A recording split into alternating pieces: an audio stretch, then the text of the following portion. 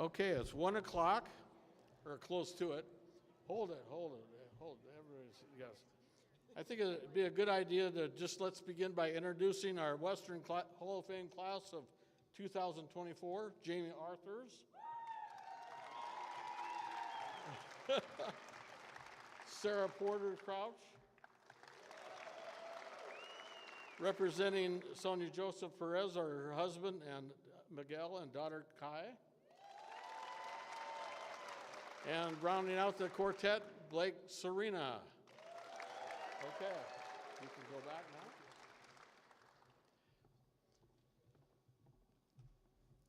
now. Okay, if everybody could just, you're seated already, this is a good thing. If you guys could just direct your attention to the 3 screens. 4 former Western Washington University student athletes, 3 of whom had roles in national championships, and another who overcame near impossible odds to become the school's first decathlon All-American, make up the school's Athletics Hall of Fame class of 2024.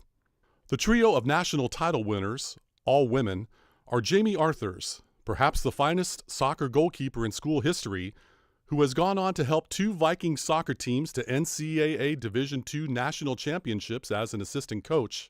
Sonia Joseph Perez, who played an MVP role in leading Western softball to the 1998 NAIA national title, the school's first in any sport.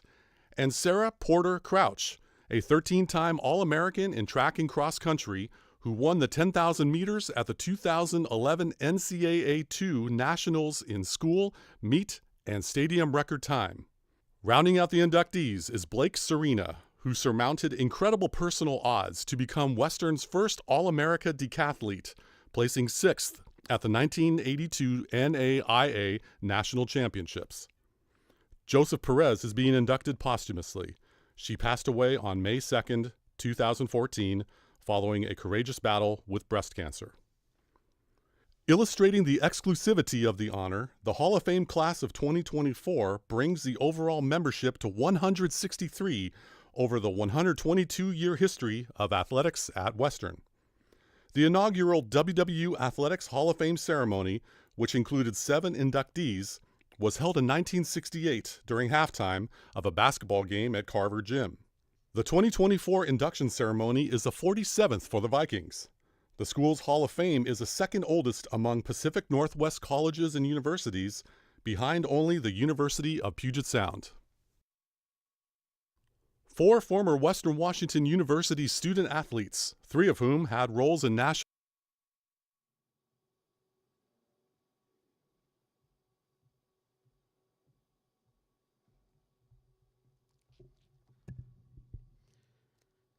Great to see everyone. It's already been quite a spring for Western Washington University athletics. Track and field, winning Great Northwest Athletic Conference championships for both men and women in outdoor track, after winning both for indoor track and after winning both for cross country. 6 for 6, people.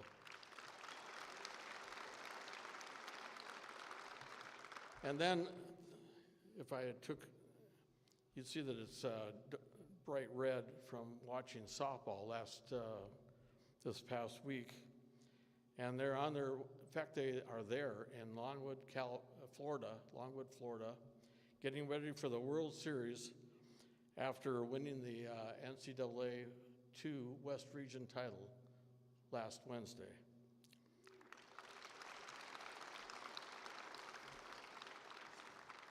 Behind me is a black and white photograph of the first Western Hall of Fame induction, which took place in 1968.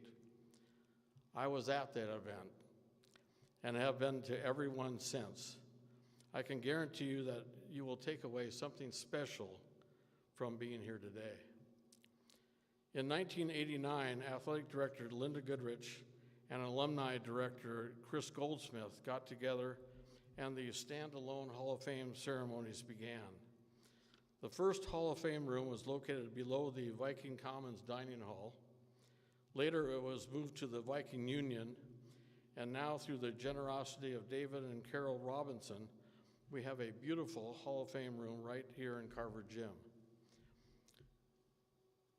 So we begin. Last June, Western was fortunate enough to bring on board Jim Sturk as our Director of Athletics. Jim had previously been at 4 Division I schools: Portland State, Washington State, San Diego State, and Missouri. While at San Diego State, Jim was named the National Division I AD of the Year. That we were able to get a person with Jim's qualifications was beyond anything we could have expected. But it didn't hurt that he had grown up just a few miles away, attending Nooksack Valley High School, and then graduating from Western. One thing I can tell you, as good as an administrator that Jim is an even better person. And how would I describe the job that he has done as he nears the end of his first year? One word: incredible. Ladies and gentlemen, a Western Hall of Fame inductee in 2010, Jim Sturk.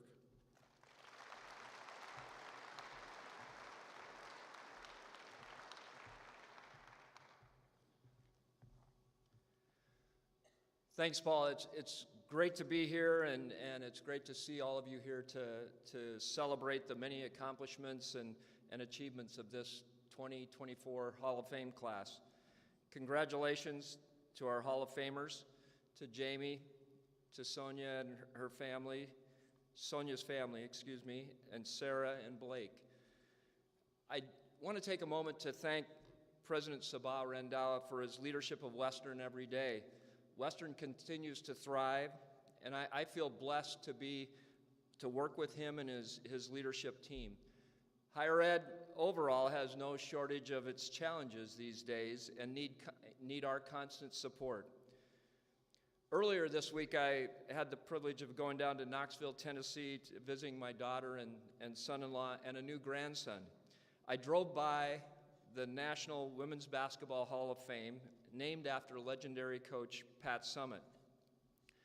Their motto, which is appropriate for today's celebration: embrace the past, celebrate the present, and promote the future.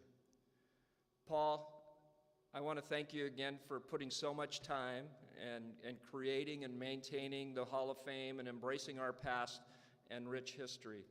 We would not be here without all of your time, efforts, and talents, and so please give Paul a round of applause.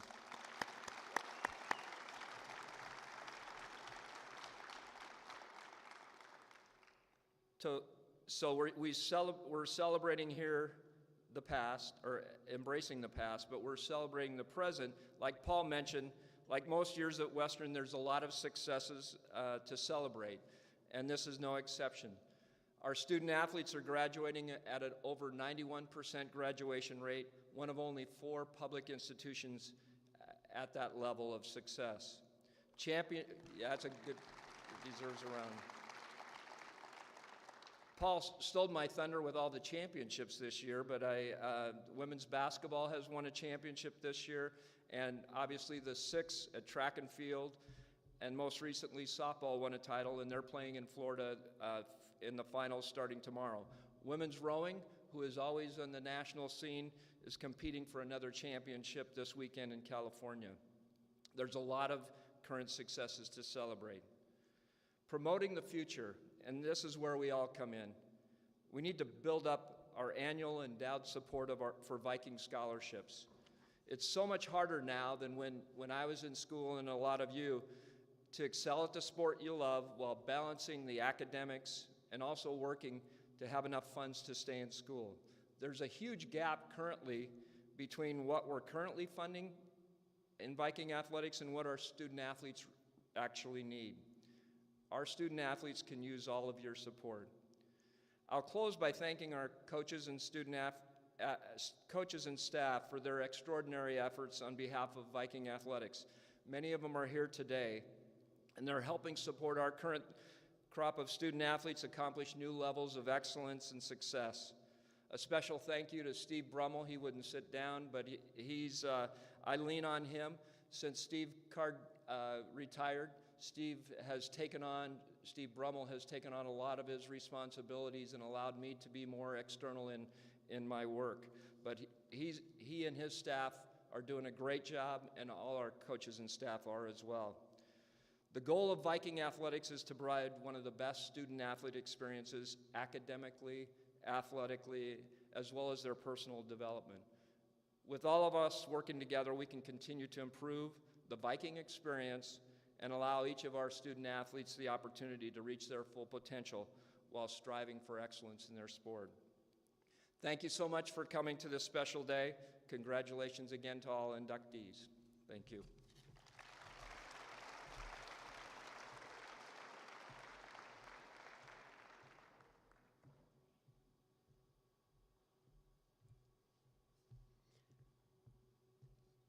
Okay, quickie. Our first inductee this afternoon is Jamie Arthurs. Please turn your attention to the video screens.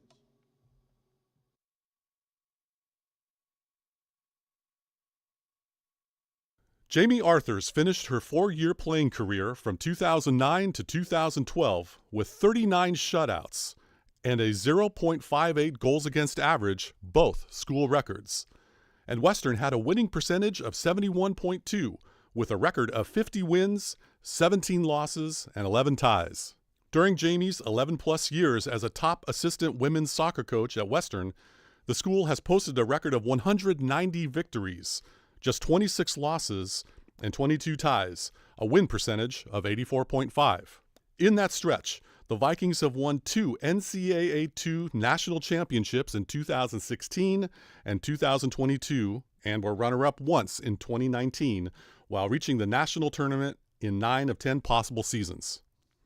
In her senior season of competition in 2012, Jamie was a Great Northwest Athletic Conference Women's Soccer Player of the Year and Western's Female Co-Athlete of the Year.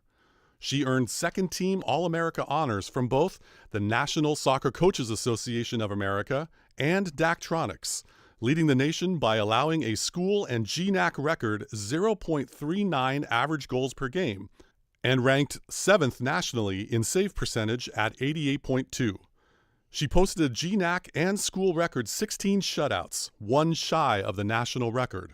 Jamie allowed just 9 goals in 23 games, at one time recording 10 straight shutouts and having a scoreless string of 919 minutes and 29 seconds, both school records.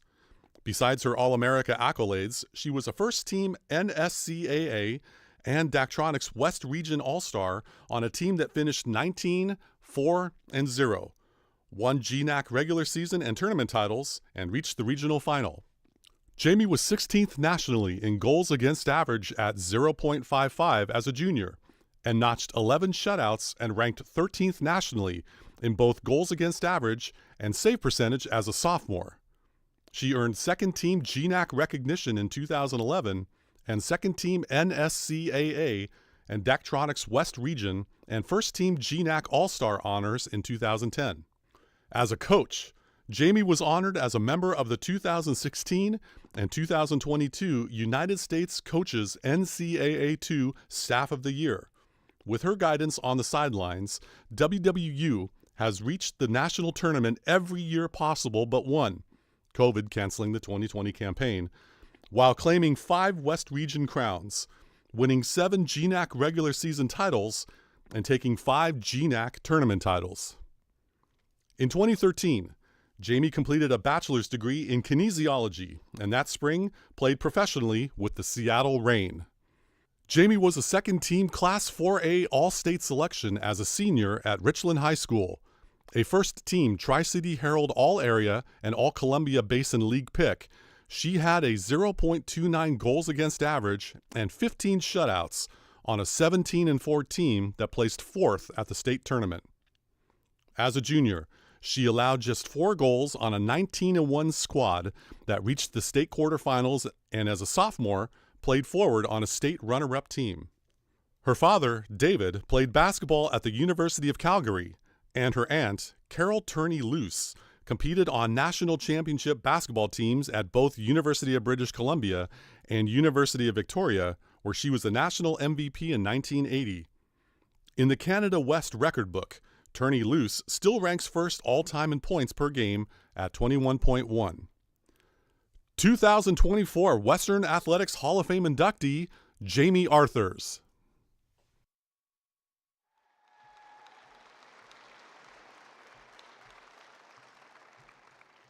Introducing Jamie is head coach Travis Cannell, who is in his 22nd season leading the Western women's soccer program and 29th overall at Western. He has led the Vikings to 12 trips to nationals, winning national titles in 2016 and 2022, and having a national runner-up finish in 2019. Please welcome Travis Cannell.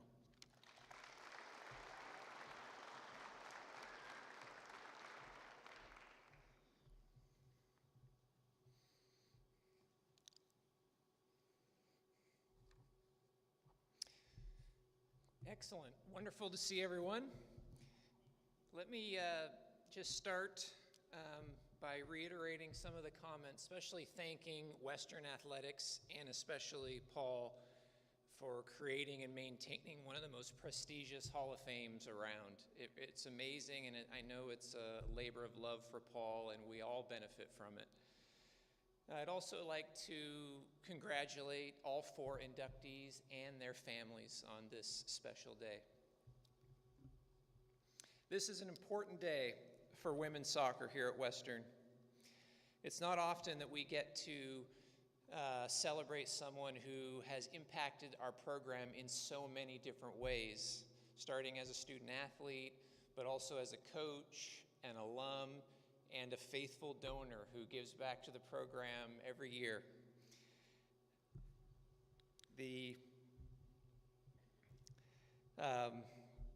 It's not often we get to speak on behalf of a person whose dedication and passion has not only brought them personal success, but has also inspired countless others. Jamie's journey in soccer is not just about the victories on the scoreboard, the trophies, the awards and records that she holds. It is about so much more. It's about the countless hours of preparation, the innovative methods, her ability to overcome adversity, her unwavering passion for her teammates, and eventually the players that she coaches. She has always believed that that winning and success isn't merely defined by winning, but by the joy found in a job well done. Her relentless pursuit of her best performance as a player, along with her attention to detail during training, games, and countless hours of work outside of training and in the off-season, enabled her to develop from an inexperienced 18-year-old walk-on into a record-breaking All-American championship-winning goalkeeper. During this time, she also grew as a leader. Her belief in herself and in her team brought the best out of her teammates. During her career as a player, she turned setbacks into motivation and lessons learned. Throughout redshirting and throughout multiple injuries, she persevered, learning from every experience. I want to take a moment to thank her family, her friends, and her teammates, many of whom are here today. And I can tell you firsthand that you have made a huge impact and continue to make a huge impact in her career as a player and a coach. Creativity in coaching isn't just about drawing up the ideal lesson plan for the upcoming game. It's about seeing potential in every player, even when others do not. It is about fostering a love for the game that transcends the pressure to win and instilling values that shape character both on and off the field. Jamie has always seen soccer as more than just a game. She has used the sport as a canvas for creativity, transforming ordinary moments into extraordinary ones. Whether it's designing a warm-up that feels more like play than it does work, or finding unique, even epic ways to motivate players, she has shown that creativity and passion are the true markers of success. Whether our team is preparing for a Final Four game or just another spring scrimmage, we always get Jamie's best. Whether we are in the middle of a 39-game win streak or have lost 3 in a row, she still has creative ideas that help our players. Jamie has always had high standards, and they always begin with herself, with her own performance, whether it was as a player or now as a coach. Jamie's mindset has not only inspired her players, but has left a lasting impact on the entire soccer community. By understanding that if we value doing our best at each task, regardless of how big or small the tasks seem, we give ourselves a chance to achieve something amazing. She has shown us that true success is about more than just winning. It's about the effort and creativity put into every practice, every game, and every interaction. I am beyond proud to say congratulations and to say thank you for teaching us that the true essence of success lies in the joy of a job well done. It is my privilege to introduce Western Athletics Hall of Famer, Jamie Arthurs.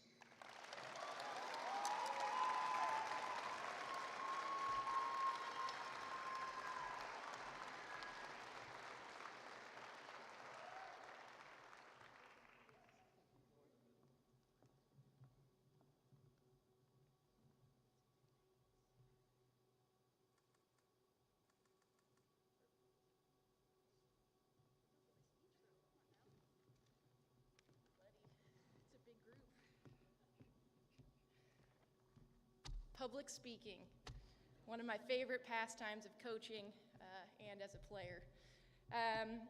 It blows me away when I hear all these crazy stats and accolades and things that I've done as a player and as a coach, and I do think it's time to come clean that the reason I started coaching was to make sure that I could ensure that those records stayed for as long as possible. It's ultra convenient that I have, say, in some playing time, so I just got to get that off my chest. I do have too many stories and too many people to thank, and so I broke this down based on 3 values that run very deeply in our program. So number 1, a little bit better every day.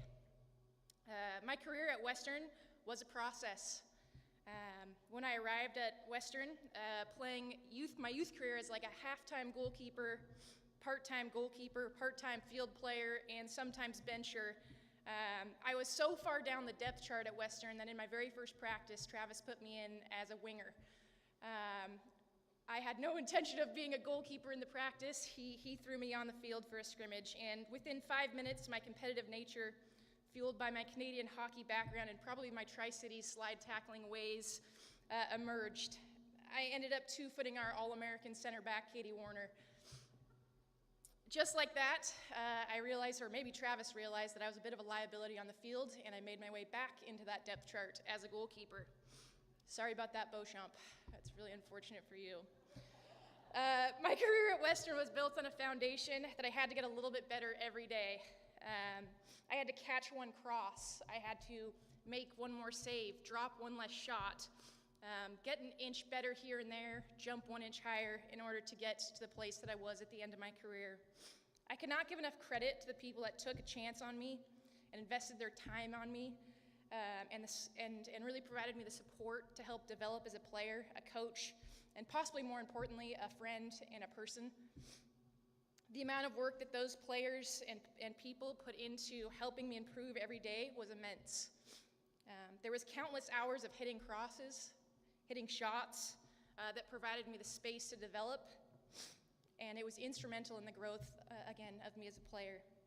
I would not be out here or up here without you, and especially without the exceptional culture of our goalkeepers, now known as the KU, I would like to say thank you to Alyssa Beauchamp and Ashley Hayden, two of the goalkeepers that I got to spend a ton of time with over the years. So there you go, Bo, you're in. I would also like to thank for the guidance and belief and dedication to our team. A heartfelt thank you to the coaches, Kellen Brown, the guy from the rec center, Jay Sanity, Langowski, Ben Dragavon, and of course, Travis and Greg. Appreciate your time. Thank you so much for the dedication. Number 2 is team. Behind every goalkeeper, there's a great defense. There were many names that should have been included in this Hall of Fame honor. Behind every shutout, every win, there was a game-saving tackle, a selfless block, a hustle play, and probably a back post header, because I never caught any of those crosses. To name a few, Alicia Patton, Emily Warman, Brina Sitch, Kayla Russ, Bree Jones, Chelsea Jackson, shout out, you're in the picture, Kim Cooper, fucking Michelli, in the crossbar at Sonoma State. This honor is a true testament to all of my teammates. I had a pleasure playing with all of you.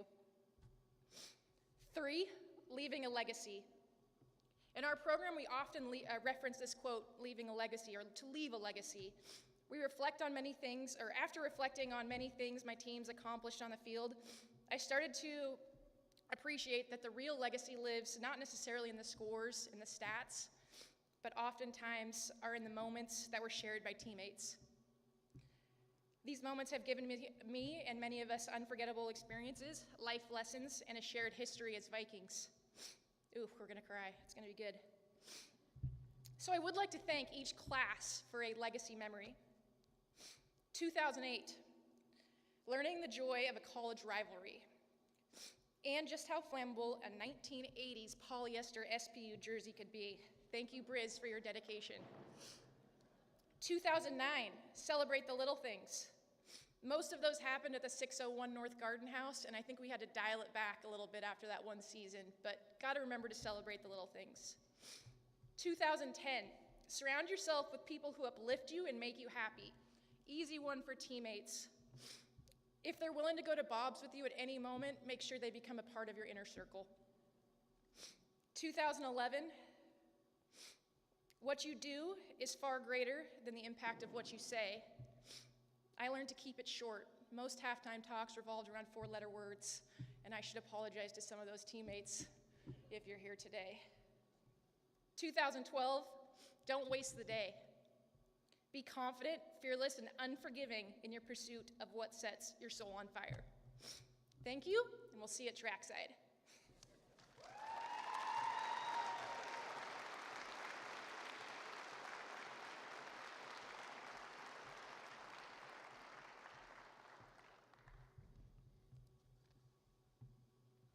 Imagine if public speaking wasn't one of her things that she really likes.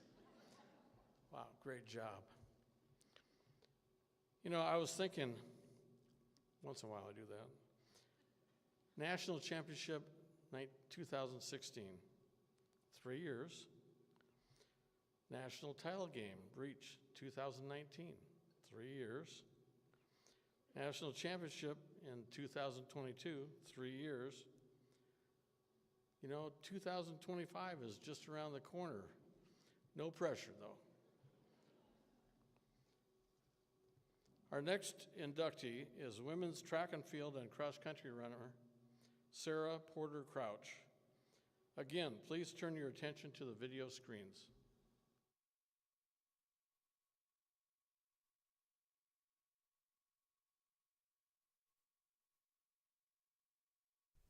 During her 4-year career at Western from 2007 to 2011, distance runner Sarah Crouch, whose last name was Porter when she ran for the Vikings, earned United States Track and Field and Cross Country All-America honors an amazing 13 times, while being a 3-time selection as the school's Female Athlete of the Year.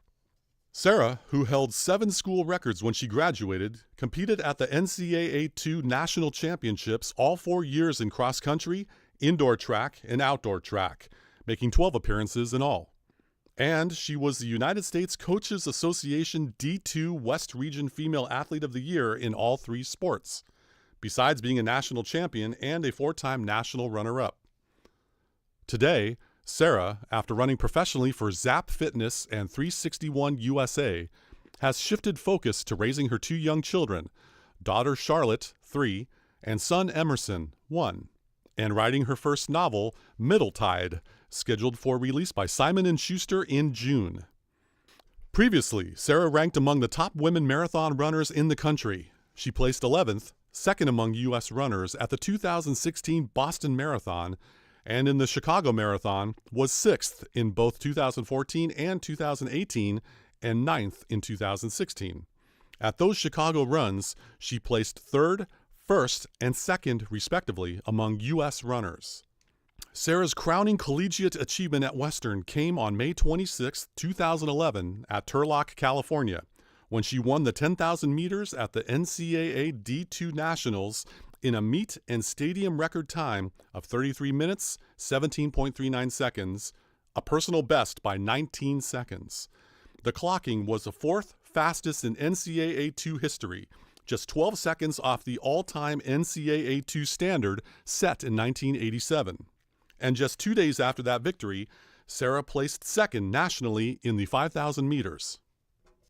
During the summer of 2011, Sarah married Michael Crouch, an accomplished runner himself. They toured the country pursuing their mutual goal of running professionally and competing in the Olympic Games before settling in Huntsville, Alabama.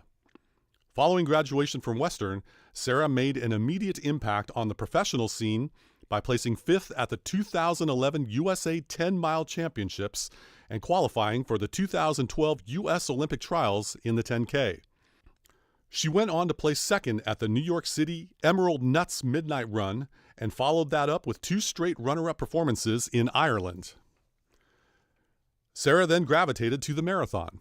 Running the 26-mile, 385-yard race is no small task, taking a huge level of commitment. But in Crouch's case, running, especially long distances, is in her family genealogy. Her mother, Lori Porter, a recent addition as a coach into the Washington Interscholastic Athletic Association Hall of Fame, is a top age group marathoner who has run a best time of 2 hours 49 minutes.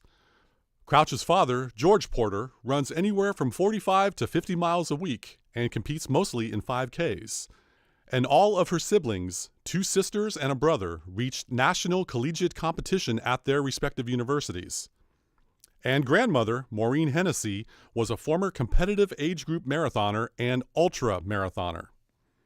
Sarah hails from Hawkinson, Washington, a town of 5,000 located near Vancouver in the southwest corner of the state. A graduate of Hawkinson High School, she ran cross country for 4 years and track for 3, going to the state meet every year in each sport. As a freshman at Western, Sarah was the GNAC Women's Freshman of the Year in cross country, placing 45th at nationals and being named a conference and region all-star for the first of 4 straight years. She also went to nationals in indoor track, finishing 15th in the 5K, and outdoor track, crossing the finish line 9th in the 10K. As a sophomore at nationals, Sarah placed 13th in cross country, 6th in the indoor track 5K, and in outdoor track was 5th in the 10K and 7th in the 5K. During her final 2 seasons at Western, Sarah was the national runner-up in cross country, being named the West Region and GNAC Female Athlete of the Year in 2010. She was 4th in the 5K and 7th in the distance medley relay at the 2010 Indoor Nationals and 3rd in the 5K in 2011. Sarah was 2nd in the 10K and 3rd in the 5K at the 2010 Outdoor Nationals, then won the 10K and was 2nd in the 5K as a senior. Sarah feels that the Pacific Northwest made her a better runner, and she believes that she could not have chosen a better school than Western. Sarah says that despite her success at running, winning races is not what motivated her. What she likes most is competing against herself and always trying to do better than her previous time. 2024 Western Athletics Hall of Fame inductee, Sarah Porter Crouch.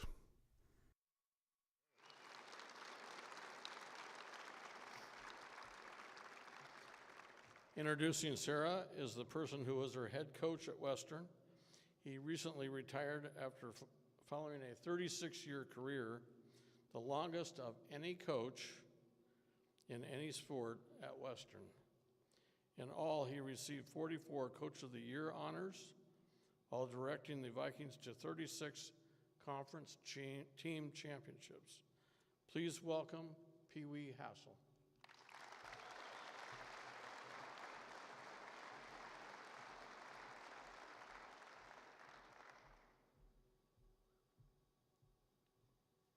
Well, I'm going to say it now, 'cause every day is a great day for Western athletics, but especially track and field and cross country.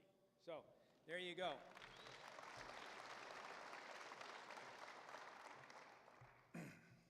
So, before I want to congratulate Jamie, Sonia, and family, and Blake for their induction. Congratulations, guys. That's amazing. So, as I'm preparing for this time, Jamie, I'm kind of like you. This is not my favorite thing, okay, at all. But I'm reflecting, I'm thinking, I'm praying on Sarah's time here at Western, okay, and there was good and there bad, because you got to know Sarah to know all that means, what that means. Sweet, but it was fun. But so I came across a verse, put it in my mind, and so that was Hebrews 12:1-2. So this is about running, okay? So and other things, but anyway, let us throw off everything that hinders and the sin that is so easily entangles, and let us run with perseverance. That's Sarah. The race marked out for us, fixing our eyes on Jesus, the pioneer and perfecter of faith, okay? So through some of the stories, we're going to try to relate that to Sarah, okay? And it'll probably only make sense to me and maybe Sarah and maybe my wife and maybe some of her teammates. But anyway, so to get into it, okay, how did Sarah pick Western? She took the opportunity to come. Hey, I picked up the phone, and Sarah was on there and said, hey, I want to come visit. I'm interested. Somebody told me about Western. She'd already thought she was going to go to Eastern Washington and run, okay? So I said, oh, yeah, come on in. And so we got her. She hitched a ride up, and anyway, so she came in. I think I can't even remember. I don't remember that much about the visit because I've had a lot of those. But it was very quickly. She came in. We talked. She saw Bellingham and, well, all the many places to run. If you're a runner, distance runner, I should say, you fall in love with this place, and it's amazing. And Western is built on a hill, so you get to run a hill every day when you come to campus or if you run away. So that is just it. So we loved hilly courses when we came to cross country. But anyway, so she came in. I don't know if it was the same day. It was very shortly after. She says, I'm coming to Western. She's very whimsical. Okay, she just, wham, I'm not going to Eastern anymore. I'm coming to Western. She made the right choice. I can attest to that. She's amazing on that. But anyway, so now Sarah, in training, she loves to train. She loves to run. She still runs. Her whole family runs. As was said, I got to see all of her siblings compete collegiately. Some locally and some nationally. A couple of them. They all competed nationally, but the brother I didn't get to know the best, but I know he did and did well. But that's fun. But her training, her love, her place to train the most was Galbraith Mountain. She loved it. I just found out today that there's Somersault Hill is named for Sarah. You'll have to ask her about that story, that she did a somersault off dodging the mountain bikers. But anyway, Somersault Hill. But anyway, so it was one of her favorite places, and so we talked a lot and stuff, and I would ask, well, you know, about church, and, you know, we just small talk and things like this. She said she had church a lot up on Galbraith Mountain. Just, you know, and if you ever have been up there, it's a beautiful place. It's a great place to run. My daughter started running there in high school and loves it. And she's usually the guide now. But anyway, but you had to know the Galbraith Mountain so you didn't get lost or misplaced, whatever you want to call it, up there. But anyway, so that was her, and she, but I think Galbraith helped her grow in her faith, in her training. It was amazing that you do that, because it's a lot of hills, and you can't get away from them, and she loved them.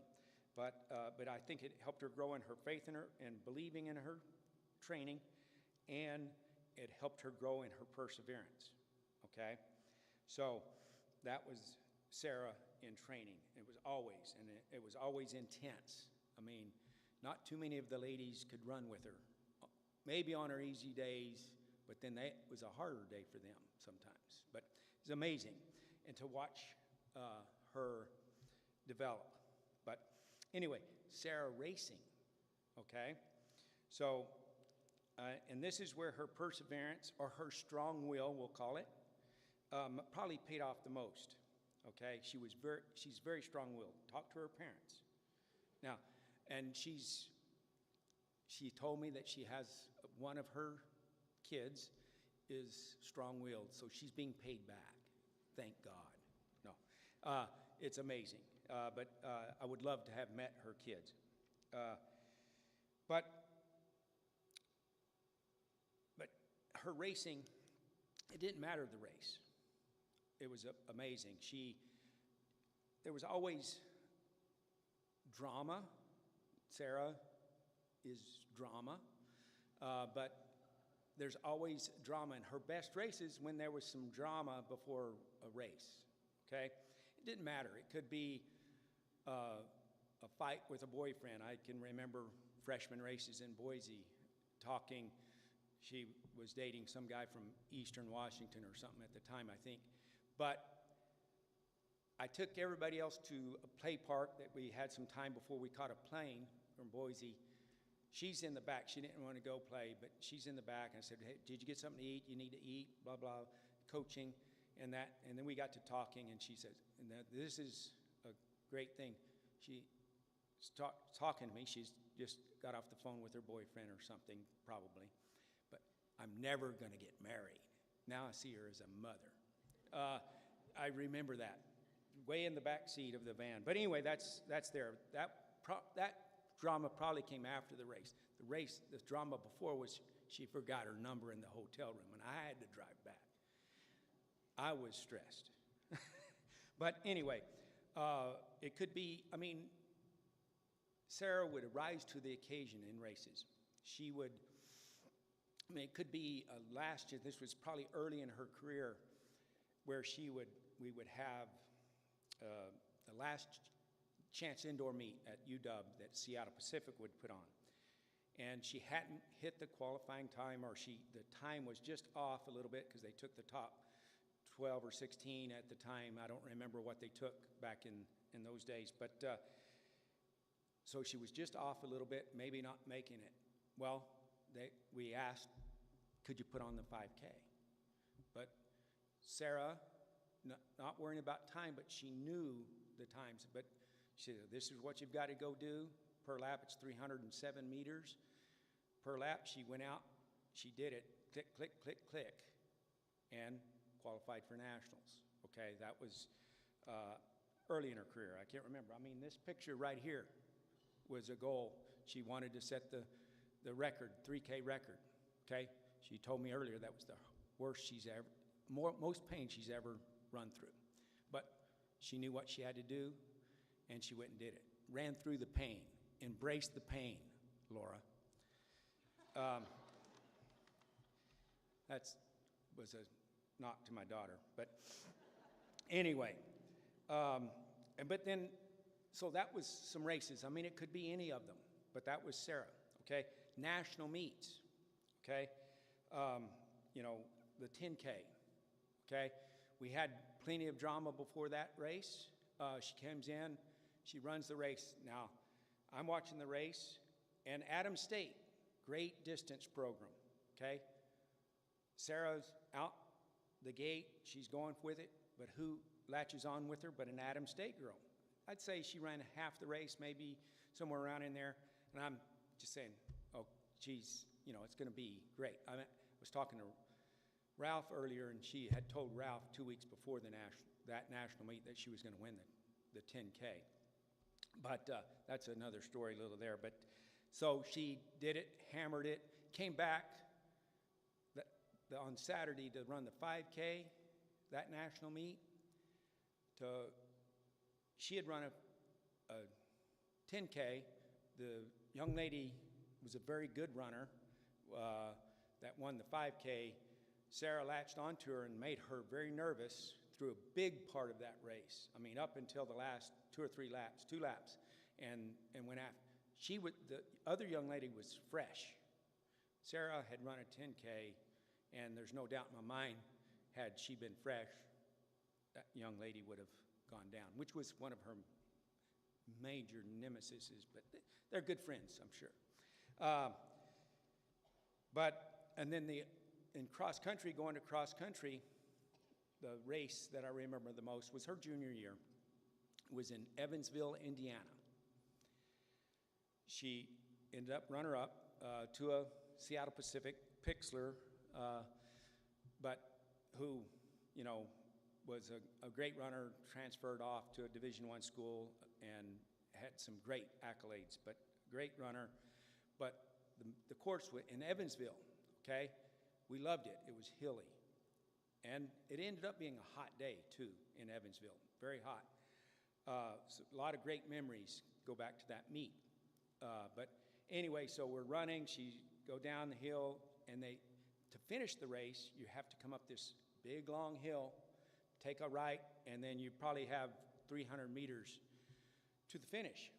So I see Pixler come up, and Sarah's moving up the hill and eating up ground, okay? It's amazing. Watch, I mean, go, go, go, go, go.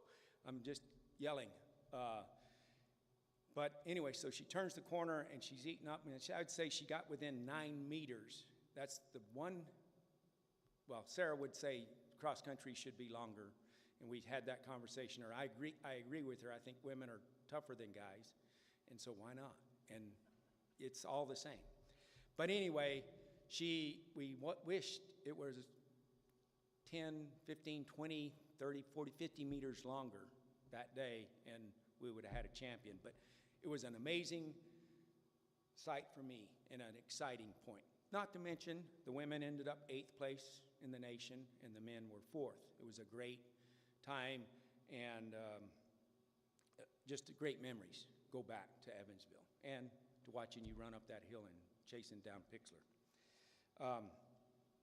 So those are some memories there on that, of her running and the tenacity and that. But like I say, there was always that time before the things that hinder. She threw off the things that hindered the drama that happened there. But she threw it off. The gun was shot. She was racing. She was amazing to watch. It was fun to watch. Any race, whether there was anybody running with her or not. So I want to thank you, Sarah, for taking the opportunity to come to Western, and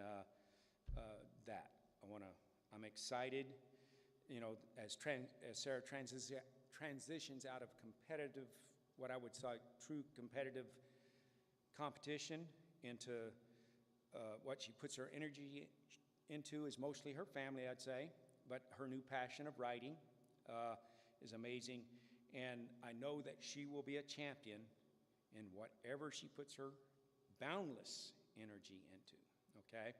So I just thank you for that and that. So it is my great privilege to introduce Western Athletics Hall of Famer, Sarah Porter Crouch.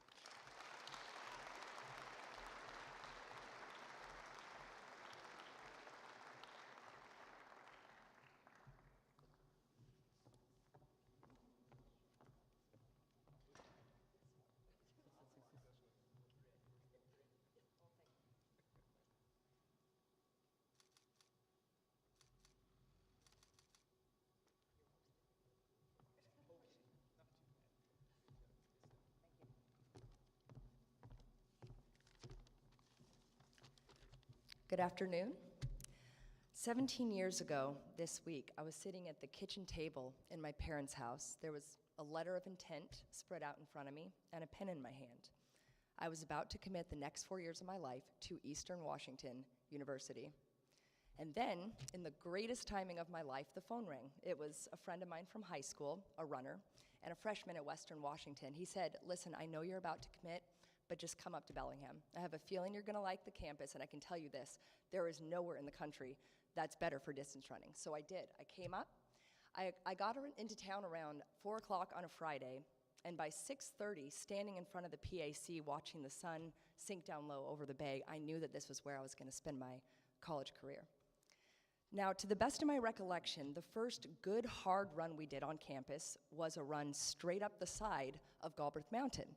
Pee Wee divided us into 4 groups. There was a lead group of guys, a chase pack, a lead group of women, and a chase pack. At the very last second, I jumped out of my group and I joined the lead group of men. Now, about 15 minutes into the run, I knew I was in serious trouble, but that's when my teammate, Kyle Lampy, said, "Okay, fellas, it's 2 minutes to the top," and I thought, I can do that, I can hang for 2 more minutes. Now, a few minutes went by, and again, Kyle Lampy said, "Okay, for real this time, it's 2 minutes to the top." Over the course of the next hour, Kyle Lampy said 2 more minutes to the top probably 45 times.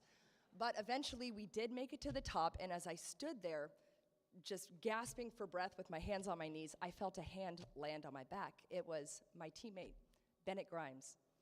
And when I looked up, he just gave me a single sweaty nod of approval, and from that moment on, I knew I was part of the team.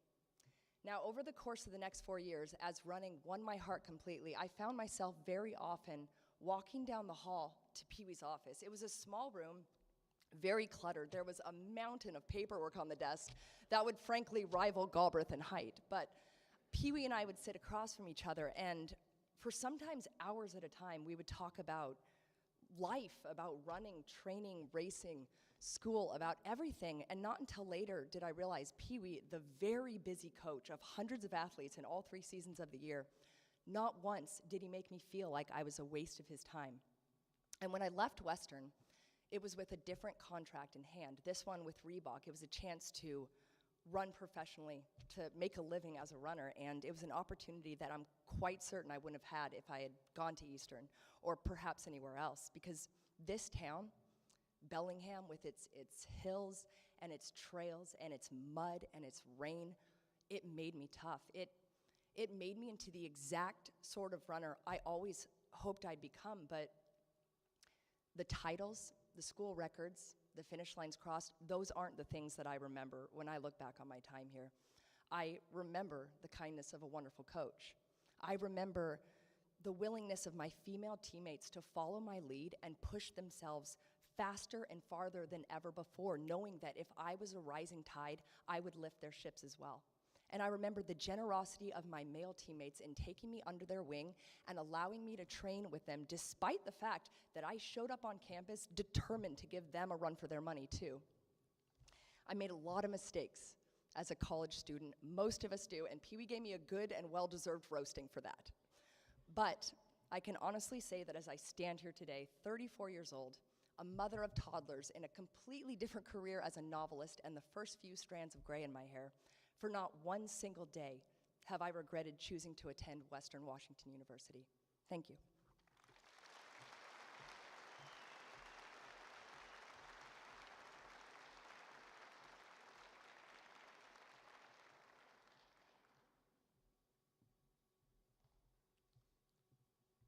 Nice job, Sarah.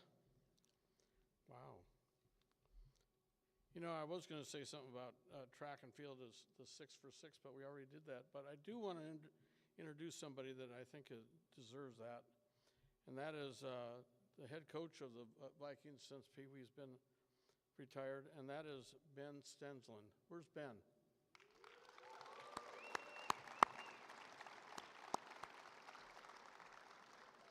Great job. Keep it up. Our next inductee is softball player Sonia Joseph Perez. Again, please turn your attention to the video screens.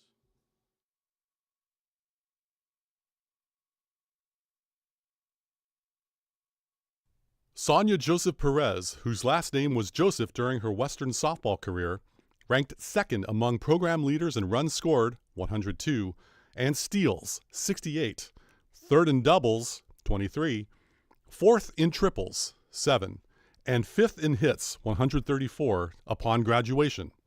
During one stretch, the speedster stole 54 consecutive bases. Sonia helped Western to 3 straight 30-win seasons. In 1998, 33-13. In 1999, 33-13 also. And 2000, 32-13, a winning percentage of 71.5. She was the Vikings co-captain as a senior.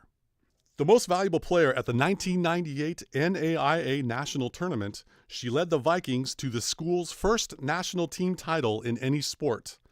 They won all 5 games at the 16-team double elimination tourney, though trailing in 4 of those contests and winning 2 in their final at-bat.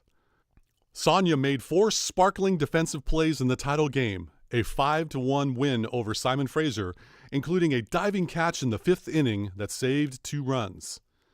In a 4-1 second-round victory against William Woods, Missouri, she threw out the potential game-tying run at the plate in the 4th inning. In one of the biggest upsets in NAIA history, Sonia drove in the game-winning run with a 2-out double in the 7th inning of a third-round 4-3 victory over then 4-time defending national champion Oklahoma City. Sonia was a 3rd-team Easton Sports All-American in 2000, one of just 7 non-Division I picks among the 45 players honored. A first-team Pac-West Conference All-Star and team co-captain, she finished with a .400 batting average and led the Vikings in 11 offensive categories, 1 being multi-hit games with 30. A 4-year letter winner, Sonia graduated from Western in 2001 with a degree in business finance. She worked in finance, handling multi-million-dollar accounts for Technogym, a world leader in gym equipment, Old Castle Infrastructure, an industry leader in building solutions, and U.S. Oil and Refining. She married Miguel Perez in 2008, and they had a daughter, Kailana, now 14. Sonia, who attended Diamond High School in Anchorage, Alaska, was the Lynx MVP twice in basketball and softball, as well as a state champion in track. She hit .465 as a senior on a softball team that finished 3rd at state, where she was all-tournament. 2024 Western Athletics Hall of Fame inductee, Sonia Joseph Perez.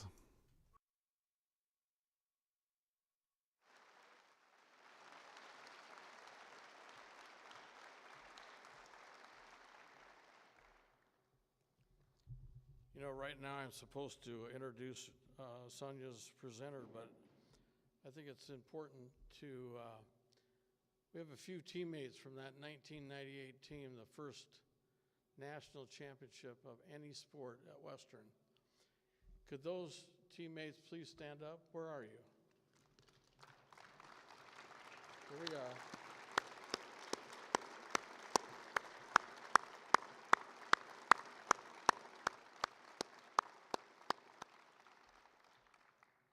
The presenter for Sonia is a teammate who was named Western Softball Player of the Century in 1999, finishing her career holding or sharing 25 school records. Named to the 1998 NAIA National All-Tournament team and a 4-time All-Conference selection, traveling from Florida to be here, Western Hall of Famer Jen Brandolini Register.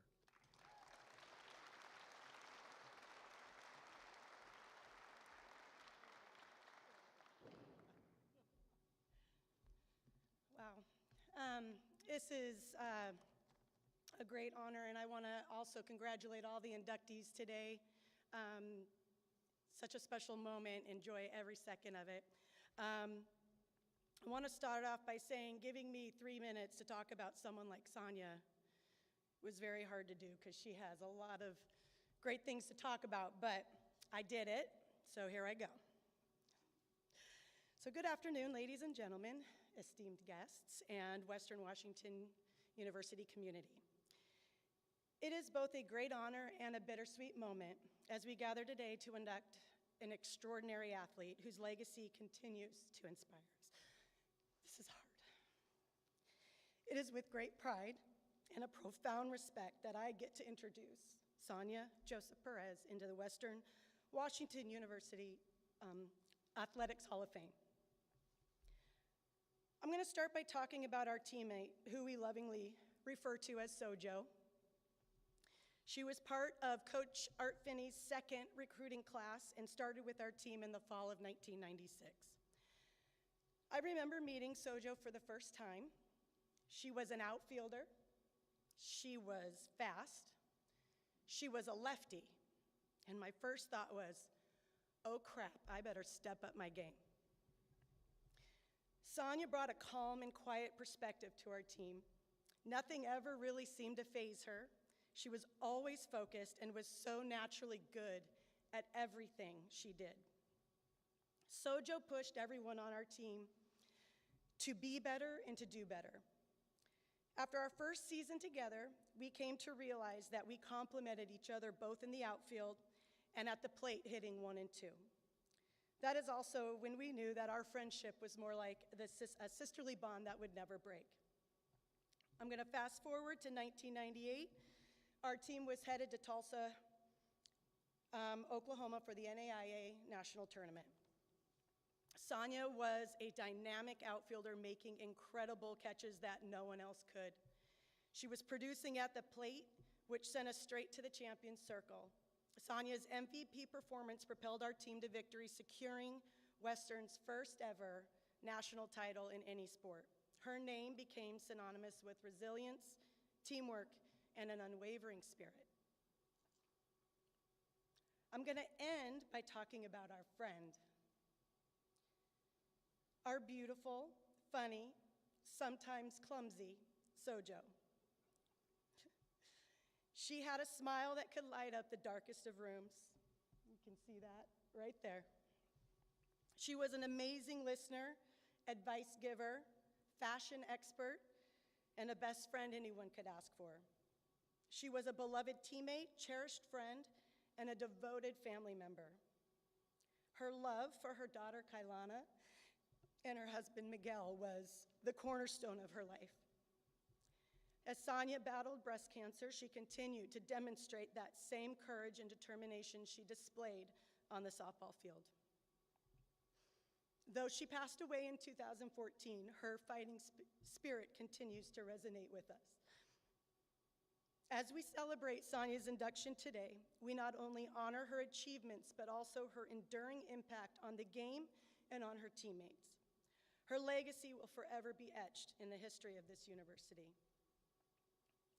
I know that Sonia has made an impact on my life as well as many others in this room.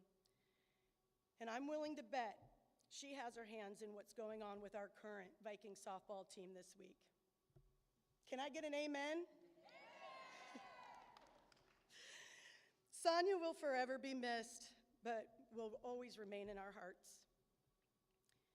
It is my privilege to introduce Sonia's husband, Miguel Perez, and their daughter, Kailana, to represent Western Athletics Hall of Famer, Sonia Joseph Perez.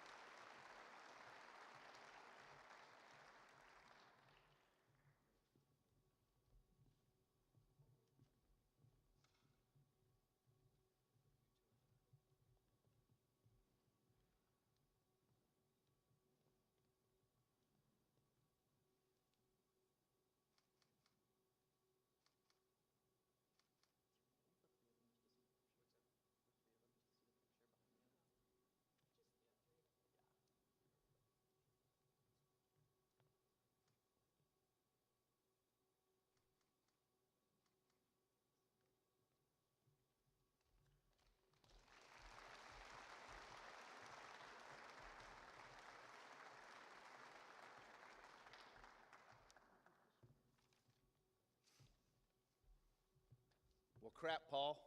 Whew. I got to tighten up. I say crap because you finally settled the long, fiercest debate that Sonia and I had for many years, which was who was the best athlete. I think today kind of sews that up. I think I'm going to admit my defeat. We'd go back and forth many times. I already knew she had way more accolades than I did, but I'd always try and make the argument. Good afternoon. Thanks for having us here today. Thank you all for being here. Thank you and congratulations to all the inductees. What great accomplishments and what phenomenal feats and contributions you've made to Western. Thank you. Paul, thank you. Western Washington Athletic Department, thank you as well, and pretty much thank you to everybody else. I'd also like to thank the Joseph family for providing us with the gift of Sonia. Thank you for traveling so far and wide. I'd be remiss if I didn't acknowledge Kathy, Sonia's mom. She was here in spirit with us today as well. Thank you to all of her teammates that made it here, and friends and family. I want to thank you. She came from a long way away, from Alaska. And I want to thank you for being her family here at Western. And you all meant the world to her. She shared many stories. So this award is also a tribute to you all as well. It really means a lot that you're here. Paul, I'm not going to make 3 minutes. I'm sorry. I can't even see I got tears in my eyes. I know that there's a big, huge smile in heaven right now on Sojo's face. I'd like to acknowledge that the Western Fast Pitch team, I think Jen did a great job, better than I could in speaking to that. It's an honor to be here, and it's unfortunate that we're standing here today, my daughter and I, to receive this award for Sonia. And Western's a very special place to me in many ways. It's a place where my life changed, but all these great memories of Sonia happened here. Playing catch in Gym D was one of the first times I actually got to speak to her. There's so many times on campus where she'd be sitting right up there, and I was sitting over here at a basketball game and be staring at her a lot, and never spoke to her. Many times at football games where I'd see her and pass by her, and there'd be no conversation, no nothing. I had zero game. And all the way up to one of the most stupid things I've ever said in my life, which was in the training room. We both had injuries. And it was probably my one and only opportunity to be able to speak to her. And I said one of the stupidest things I could, but it was all thanks to Jen Brandolini, who put me on the spot. But it did give me an opportunity to speak to her for the first time. And all the way to the memory of I have no clue why she chose me, but we were on this campus, and I'm the luckiest man in the world. So we're here today to honor her accomplishments and contributions to Western, the softball program, and many of our lives, and Western's first national championship. I think the best person to speak to this and accept this great honor is our daughter, Sojo Part 2.0.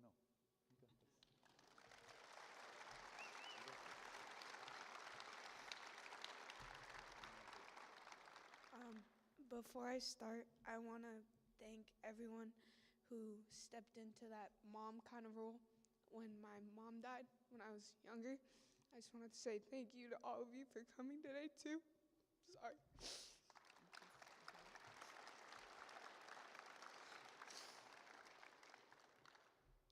Today we gather to honor an extraordinary individual whose legacy shines brightly in the world of softball. It is with great pride and reverence that we celebrate the induction of my mom into the Hall of Fame. My mom embodied the essence of the game: passion, determination, and resilience. Her larger-than-life personality, radiant spirit, and unwavering strength left an indelible mark on everyone she encountered. As we reflect on her remarkable journey, we are reminded of the profound impact she had not only on the sport, but on the lives she touched. Born to play, my mom found her home on the softball field. Her time at Western Washington University was marked by countless achievements and unforgettable moments. With each swing of the bat and every play in the field, she showcased her unparalleled talent and dedication to the game. Beyond her athletic capabilities, my mom possessed a rare gift for inspiring those around her. Whether she was cheering on her teammates or mentoring aspiring players, her infectious enthusiasm and boundless optimism lifted spirits and fueled dreams. Tragically, my mom left us far too soon, but her legacy endures through the memories we hold dear and the lessons she imparted. Today, as she takes her rightful place among the softball greats in the Hall of Fame, we honor not only her remarkable achievements on the field, but also the exceptional woman she was off the field. Loving, compassionate, and endlessly supportive.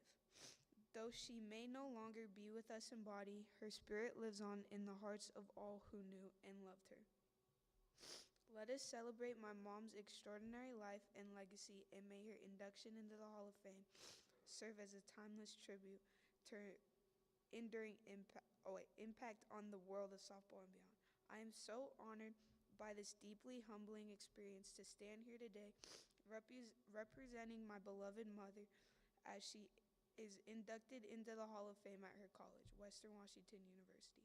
While she may no longer be here to accept this prestigious recognition herself, I carry her legacy with immense pride and reverence.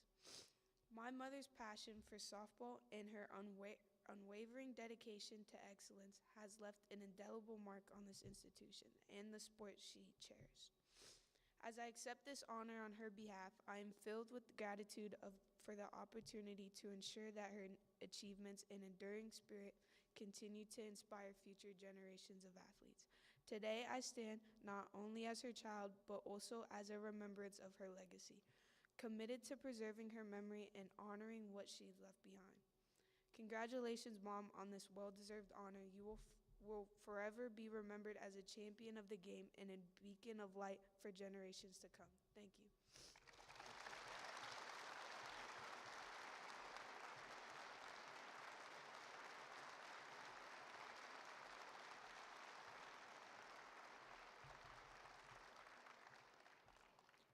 Kai, that was tremendous. I know your mom is very proud. You made your mom very proud. Along with Sonia, head coach Art Finney and assistant coach Dick Green have also passed away from that 1998 national title-winning team. I know this year's squad, coached by Cheryl Gilmore and currently in Florida for the World Series, has had angels on their shoulders a few times in posting that 49-8 record. Last Wednesday, the Vikings won the West Region Championship with an unbelievable come-from-behind 7-6 victory over Cal State's Dominguez Hills. Take a listen as to how Western overcame a 6-0 deficit and trailing 6-2 in the bottom of the seventh inning, only to rally to beat Cal State Dominguez Hills and win the regional title. Every pitch of this tournament has come from her. 3 outs away, but it seems so far right now. Patoy gets into one to left field. That's got a chance. It's gone. Connie Patoy cuts the lead down to 1. I can't believe what I'm seeing. Viking Field erupts. It's within reach.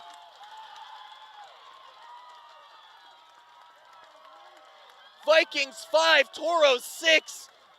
Rath is next up, followed by Andrew Jeske Ramirez. The 2-1, hit hard out to left field. It's got a chance. It's over. They've done it. The Vikings have done it. History for the first time in program history. Western Washington are queens of the West. Immortality for Team 32.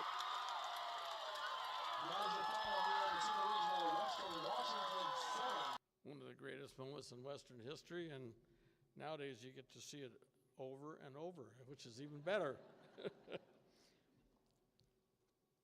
Blake, I'm going to keep you waiting just a little bit longer. Before our last inductee, there are some thank yous to be made. This ceremony doesn't happen without the hard work of a number of people. Here they are listed on the screens.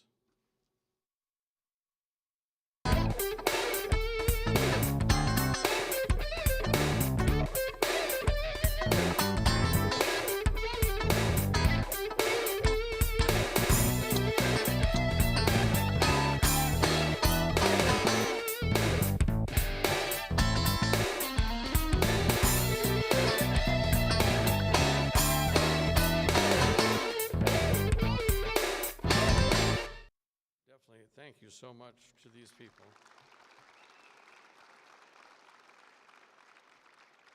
You know, on a more personal note, I am very blessed to be able to work each day with the best when it comes to student athletes, coaches, staff, administrators, and Viking fans. Thank you. Our last inductee is men's track and field decathlete Blake Serena. Please turn your attention to the video screens.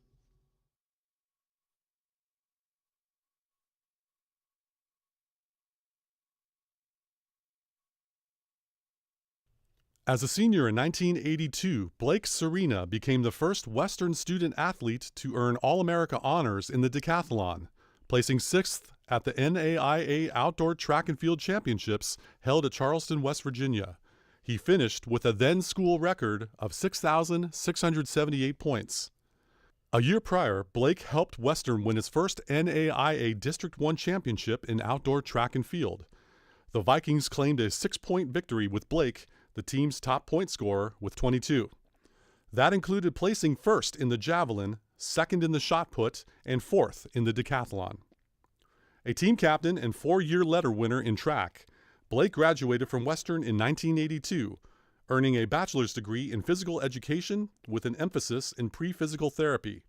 He was named the Health, Physical Education, and Recreation Department's Outstanding Graduate.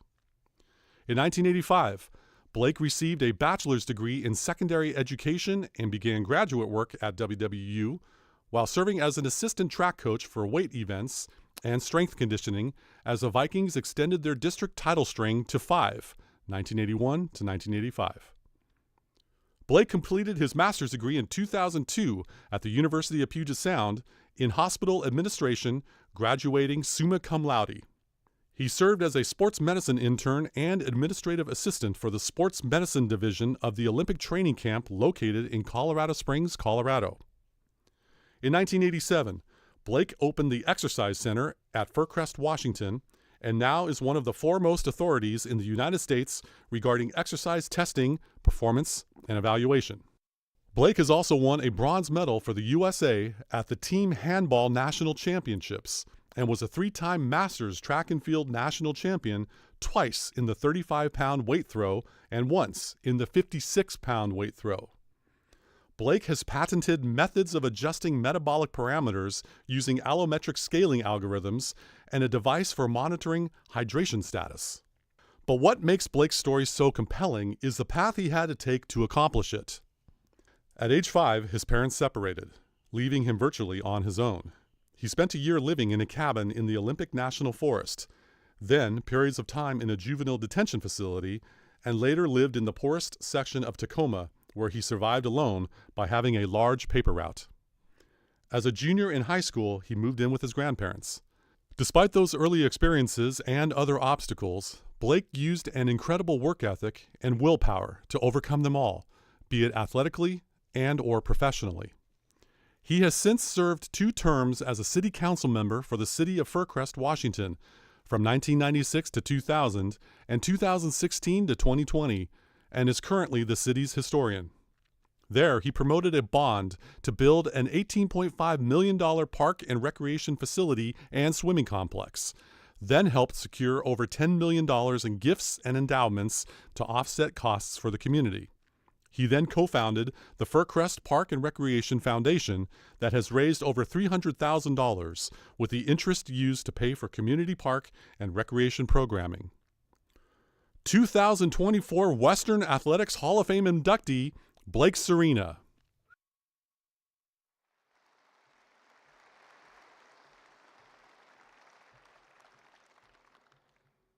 Introducing Blake, our former teammate Sharon Ordornan, and his head coach at Western, Dr. Ralph Vernacchia. We'll start with Sharon, who was a teammate of Blake's. In 1982-83, she placed 11th in the cross country at nationals and posted the school's third best time in the marathon. She was a NAIA All-America Scholar Athlete for the Vikings and is now an international authority and expert in speech pathology while residing in Canada. Please welcome Sharon Ordornan.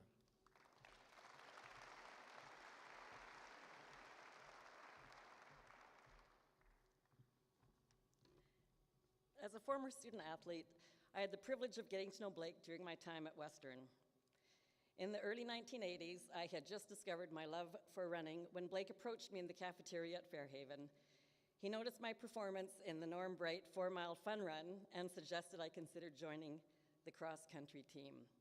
Initially, I lacked the confidence and self-belief to pursue this opportunity, but Blake's persistence made all the difference. Blake followed up with me a week or two later and reiterated his belief in my potential to make the team. With his added support, I approached Tony Bartlett, the women's coach at the time, and obtained a training plan for the summer.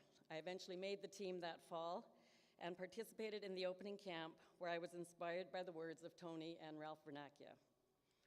Looking back on those years, I can say that my time on the cross-country team was some of the happiest of my life.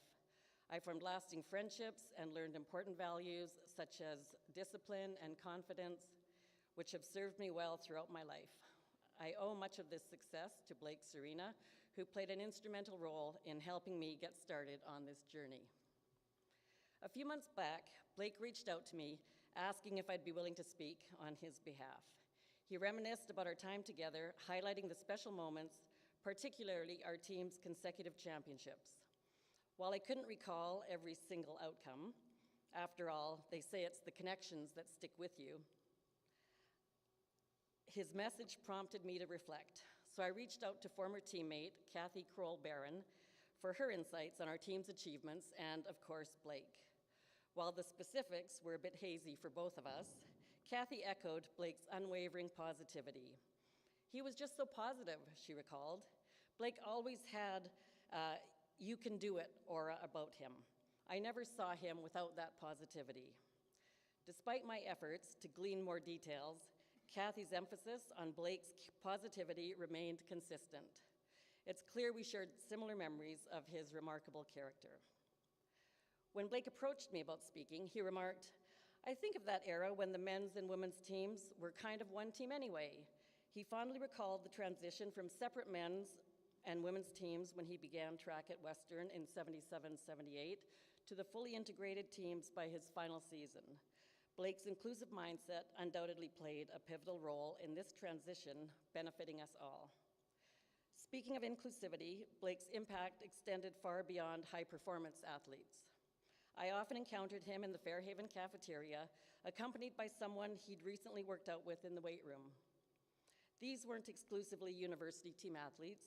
They could be students facing physical challenges, seeking to bolster their confidence through strength training. Blake didn't merely offer them a brief orientation to the weight room. He consistently showed up for dinner with the same gym buddy. It was evident that these companions, both physically and emotionally, were invigorated by their time with Blake. Running and belonging to a team granted us an identity beyond simply being students. It was a challenging endeavor that we knew few others could undertake. This shared experience made us feel uniquely special, especially during those tough runs on dreary, wet fall afternoons. At the time, I may not have fully appreciated it, but in retrospect, I see how young and independent we were, navigating life mostly on our own. The team provided a sense of grounding amidst the uncertainties of youth. The uplifting environment fostered by individuals like Blake bolstered our morale and encouraged us to persevere through those challenges. Reflecting on my university years, I realized how much emphasis was placed on grades and the daunting task of planning for the future. However, looking back, I recognize the immense pressure that was alleviated by having this alternate identity within the team and the supportive culture cultivated by people like Blake. In those moments of doubt and uncertainty, it was the camaraderie and encouragement from individuals like him that provided the much needed reassurance and strength to navigate through those formative years. When I shared with Hall of Famer Marilyn Thibodeau-Sliva my intention to attend this ceremony to induct Blake into the Hall of Fame, her response was unequivocal. It is about time. I couldn't agree more.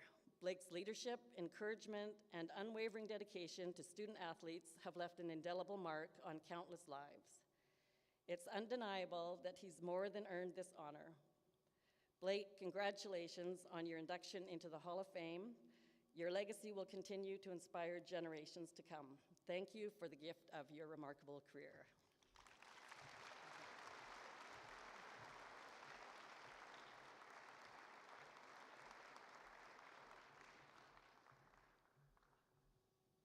Thank you, Sharon. Our next presenter, a member of Western's Athletic Hall of Fame. He coached the men's track and field and cross-country teams from 1973 to 1987. He directed the men's track team to 6 straight NAIA District 1 titles from 1981 to 1986. A nationally recognized sports psychologist, he coached 26 NAIA All-Americans at Western.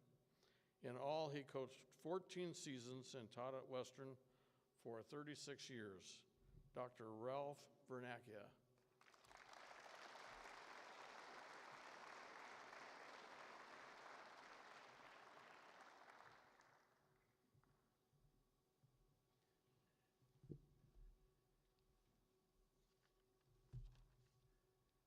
Well, I have to share with you several things, but before I do that, I want to congratulate Jamie and Sonia and, of course, Sarah. All these people, the 3 people that are ahead of us and Blake, all 4 of them share one thing. They made everyone around them better. And this is what you really look for in someone that's a great leader. They not only perform well and they're inspirational, but they bring everyone with them. Their teammates get better. Their coaches get better. The university gets better, and the sport gets better. They all have done this. It's really amazing. And when you view this as a coach and you see it happening right in front of you, it is a marvelous thing. And so that's one of my fondest memories of Blake, and I'm sure the same is true of our other inductees. Blake had a difficult childhood. You've heard a little about it. He experienced the harshness of life at a very early age, 5 years old. He was homeless. He experienced poverty at the ultimate level. But you know what? He found a way. If I would say anything about Blake, it's about thrive and survive. Find a way. And that's what really inspired all of us. You know, this is a beautiful facility now, but way back when I was here, I just walked by the Parbury Fitness Center. Marvelous. When we were here, Jim Sturk, right? When we were here, we had a weight room. It was WAIT room because we had 1 bench press and a squat rack or whatever, and 2 barbells. And so people had to get in line, except for Martin Rudy. He was smart enough to work out at 6 a.m. in the morning. So it was much different. It was very challenging. But I think there's one thing about adversity. Adversity reveals character. And I think this was the most resounding thing about Blake. He recognized his background and how he struggled, and he's a very compassionate person, and he caring and took care of everyone else on the team. And it was really great to see, and he led us to championships and so forth. I'll tell you a little about that in a second. But you know, as a young boy, he worked at had a paper route to get through high school. When things got tougher, he got a bigger paper route. And then for Western, he became a longshoreman and earned the money to come here. The one thing is that once he was here, this was his home. We were his family.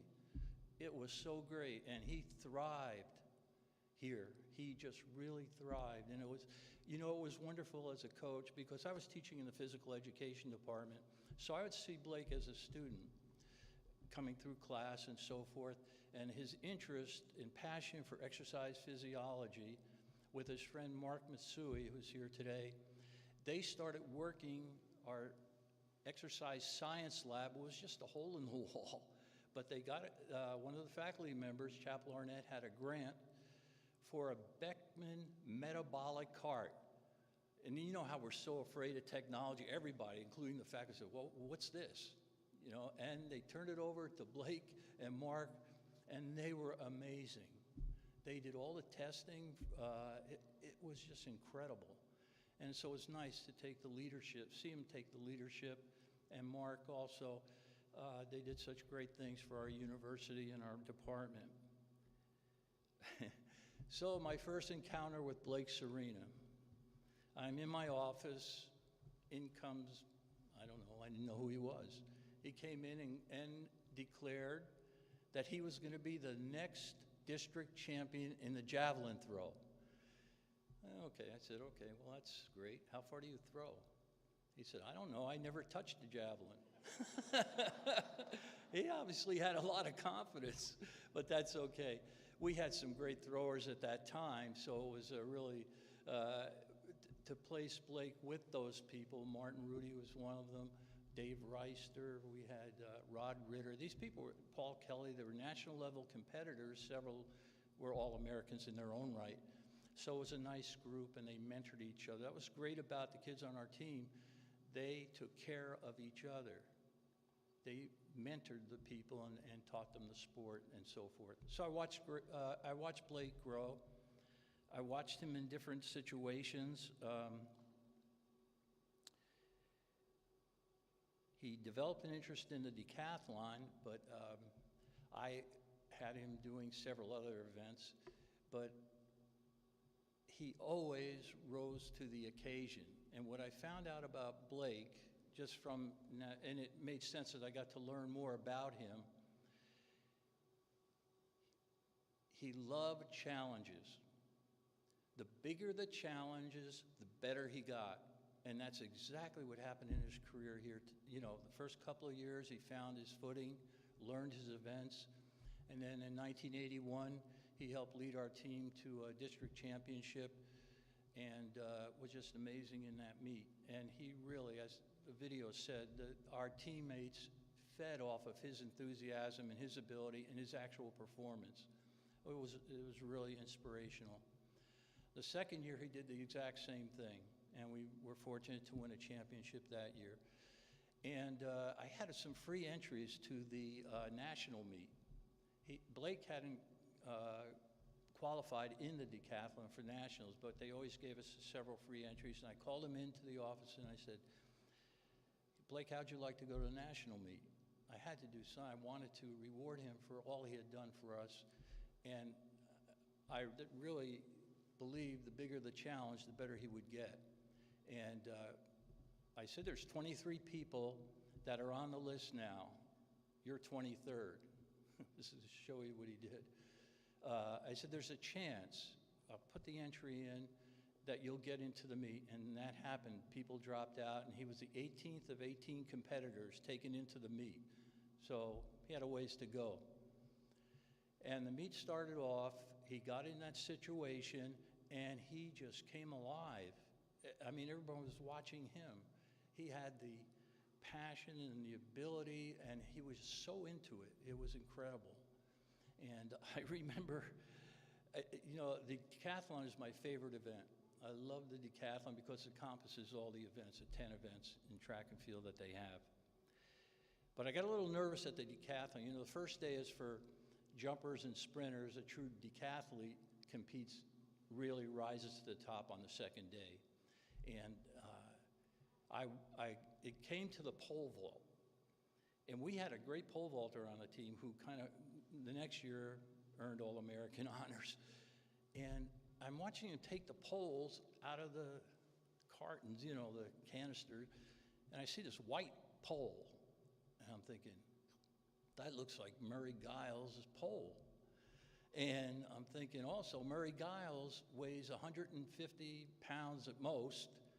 Blake is 6'3", 195. Well, the math is that when you're that big and the pole is that, you know, flexible, not a good thing. But I'll tell you what, he went after it, and he vaulted, and he came back on the pole. I mean, he went so far back, his back of his head was scraping on the runway. But he jumped almost 13 feet. It was a phenomenal improvement. And of course, javelin was the next event. He did extremely well there. And the final event was the 1500. And of course, as coaches, we're sitting there writing down, here's what you need to do, how many points you need to score. And his best time was like 4:52. And he ran a 4:30 1500 and became an All-American. And it was just fantastic to watch. And I just really enjoyed that. But the one thing about his leadership skills that I was kind of glad to see him graduate, because I was a professor. So I'm teaching my class, the door opens up, here comes the team, led by Blake Serena. I'm going, uh-oh, this is not good. They pick me up, they take me out to Fisher Fountain, and wham, they throw me in. I don't know the historian here. And they did it again the next year when we won. And I said, boy, I'm glad you're graduating. I don't have any clothes left. So it was, but I did asked him to be assistant coach, and he was great. If you see that little room up on the hillside when you go out, I don't know, they use it for aerobics or something. Blake was the strength training person and assistant coach for the weight events. And we got in there after practice. It was right over the track, and it was a beehive of activity. He really did an excellent job training and coaching. It was really wonderful to see. Also, I think that, I just think that what he did in his profession, and has done in his professional life, was one of the best things, because there are several former athletes here now that were on our team and in our program, and to see them, I mean, our goal is to watch them graduate and achieve in their personal lives and also in their professions. And they're here today, and it's just wonderful to see them and what they're doing now.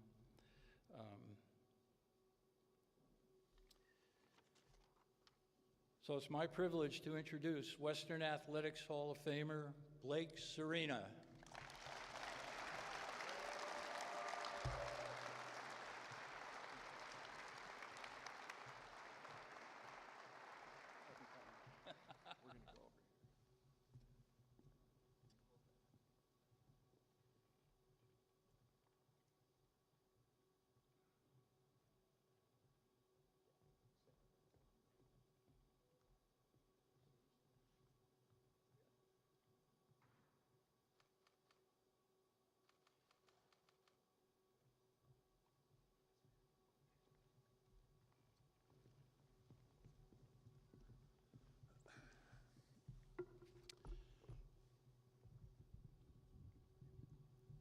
Well, I guess where do you start? I guess I'll first really like to thank that nomination committee for allowing me to do this and give me the motivation to lose 15 pounds to get in these pants. So that was a battle in itself, one of my bigger challenges. I also want to, of course, thank those inductees. I'm just so impressed with what you guys have done, and I'm just feel so blessed to be a part of this. And I actually had to call in a little favor and from a friend of mine, and I got a copy of Sarah's book, and I was hoping that she could autograph it for me, and I figure in front of everybody here she wouldn't reject it, so.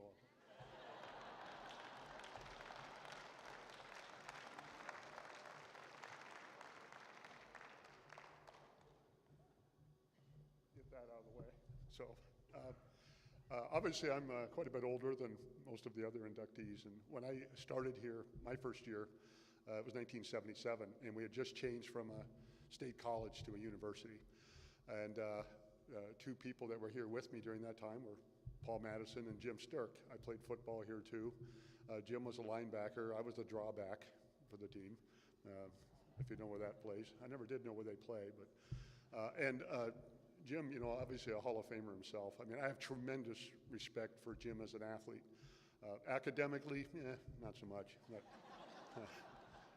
the only time I'm aware that Jim ever got straight A's is when he married his wife Terry and had 3 daughters, Abby, Amy, and Ashley. So, really bad for him. Yeah, well. And Paul's got a tough job. I mean, when I was a freshman, I first met Paul, and he had us fill out a sports information questionnaire and tell us about what town we were from. And he asked what our hometown newspaper was, and I wrote down the Wall Street Journal. I don't know if you remember that or not. I was hoping that gives you a kind of an idea of how hard his job really is when he gets that kind of stuff happening. But I had an incredible experience in high school. I had to support myself, and when you're doing that and you're sitting in your room alone in high school and you're thinking, you know, I don't really have any family, there's nobody to hold me back. The only person now is me. And if I want to hold myself back, I will, but I'm not going to hold myself back. And I was reading a magazine article on Western Washington University, and it was in Money Magazine, and they said it was one of the top 10 buys in the country for an education the year they switched over. And I saw that article, and I said, man, that's where I'm going. I don't care what it takes, but I got to get there. And when I graduated, when I moved in with my grandparents, I couldn't believe that opportunity it gave me. I mean, I had straight 4 points after that. I had a 1.40. My first, just trying to find food or just a paper, you know, to write with at school. And I just could not believe when you had a roof over your head and a bed to sleep in, how easy life was for school for me. I mean, it was just pretty easy. And I really wanted to go to college, but I had no money.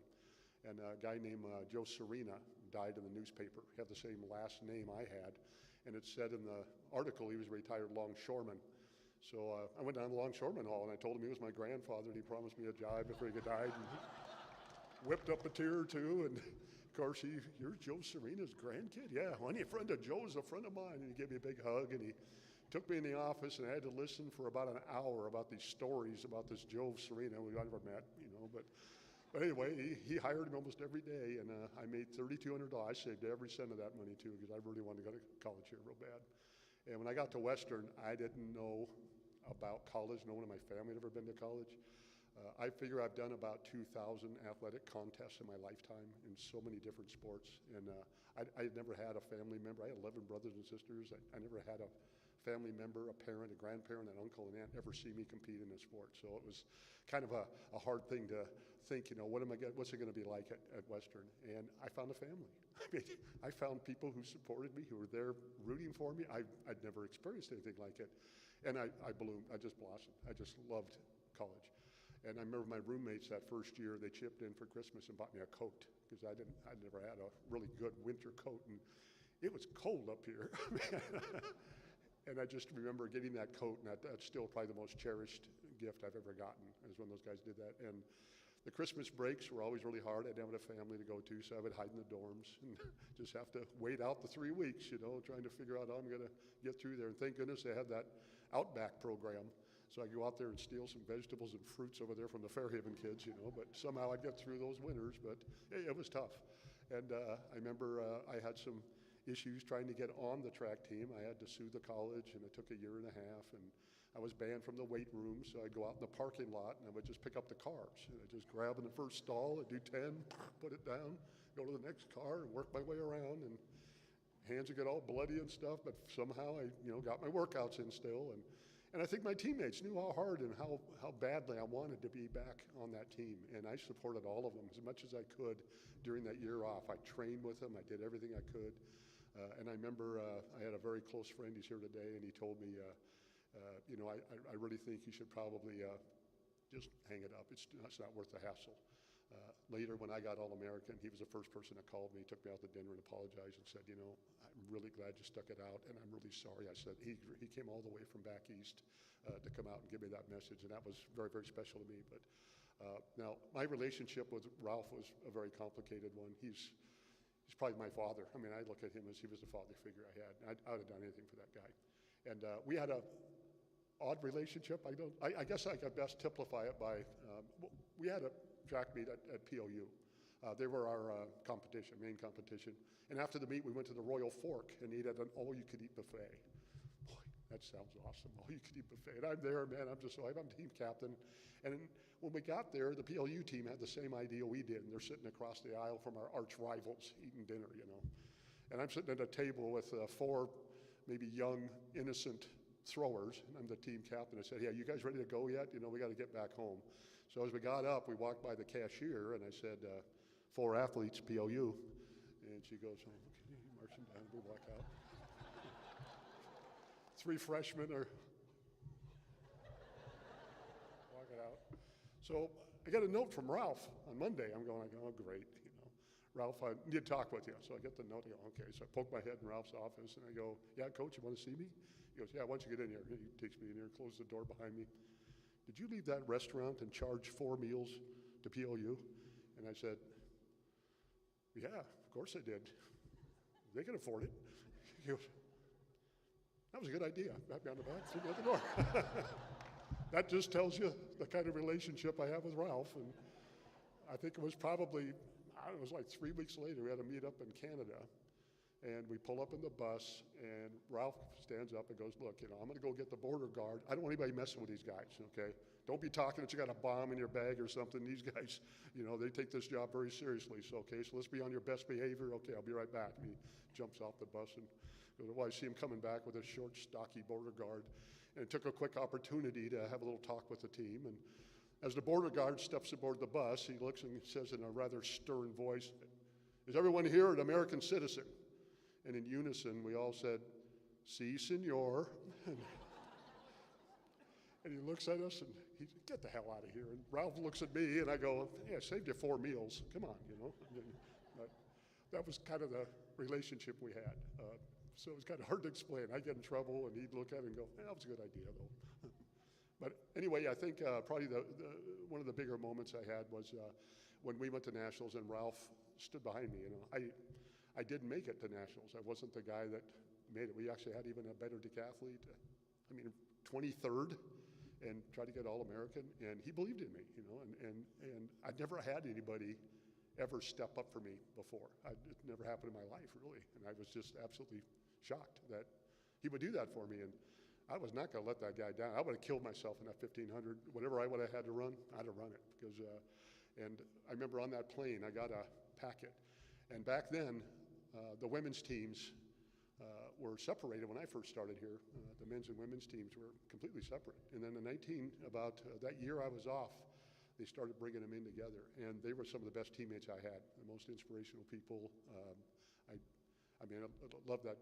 The women's team and the men's team completely integrated, in my opinion. I mean, they were my teammates. And that's kind of why I wanted Sharon here, you know, to kind of what that meant to me anyway, with having that team here. Well, anyway, it was a different time. A lot of the schools didn't do that. Linda Goodrich, when we built our first weight room, you remember the one we had in the men's locker room? They built the varsity weight room, the first one. We finally get a varsity that's in the men's locker room. Well, Linda, the athletic director, she's pretty upset. She goes like, where am I supposed to train my girls? So I'm in the weight room, one of the first workouts in that weight room, and here comes Linda, busting in the men's locker room. She said, okay, gentlemen, women coming through, cover your eyes. Nothing funnier than a bunch of overweight linemen standing there with their hands over their eyes as the women walk by the locker room and into they're all standing naked in front of their lockers, you know. Wait a minute, you know, I remember when I went to the plane that morning, because it was a whirlwind. It was the last week of college. Ralph let me go, and I got an envelope, and I opened it up, and it said, open it up on the plane. And when I opened it on the plane, the women's cross-country team at the time, each athlete drew a different event of the decathlon. And they had me running the 100. The next athlete wrote me doing the long jump and the high jump. And man, that was just so touching. I couldn't believe it. I mean, it still brings a tear to me. The motivation when I got there, I was completely focused on not letting those people down, my family down. So, and now I look at my life now, and Western couldn't have been a better fit for me. There's no university that could have done what it did for me. I've worked with the Surgeon General of the United States. I worked a year with the president of the American College of Sports Medicine doing research. I played basketball with Michael Jordan and Barkley and at the Olympic Training Center. I've worked with every athlete you could imagine. I mean, in a lifetime, I've invented things that are going to change the world on exercise testing and fitness. You cannot compare two people's fitness and compare them fairly unless you have the patents that I've had. It's just impossible to do. I came up with, I mean, all of that stuff directly came from Western. And I think the best way I could sum it up is I had a very close friend of mine. He's now, he's got MS. He's really kind of struggling a little bit. He's a very, very good firefighter. Spent his life as a firefighter, and I help him much as I can. He's helped me so much. And I asked him, could you be a reference for me? I'd like to teach a class at TCC. Would you be my reference? He goes, yeah, absolutely. And about 2 days later, he gives me an email. And he says, I was contacted by a woman from TCC in regards to one Blake Serena. I told her you were a ginormous man with a patched eye and a grizzled hooked arm, a gravel-toned, furrow-browed spinner of marvelous adventures. He's been known to gash a listener or two as his hook flails about, describing his fourth world deeds and adventures. A lot of people that know me will say, yeah, that sounds about right. And I never got the teaching job, but he's teaching creative writing now over at TCC. Anyway, I want to thank you, everyone, and I very much appreciate y'all coming today. So.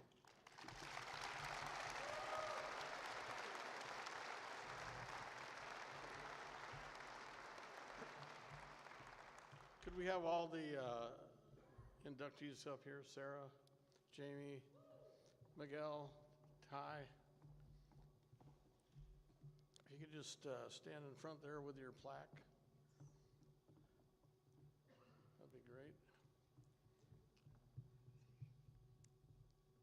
Let's give all these inductees a great round of applause. Jamie Arthurs, Sarah Porter Crouch, Sonia Joseph Perez, and Blake Serena.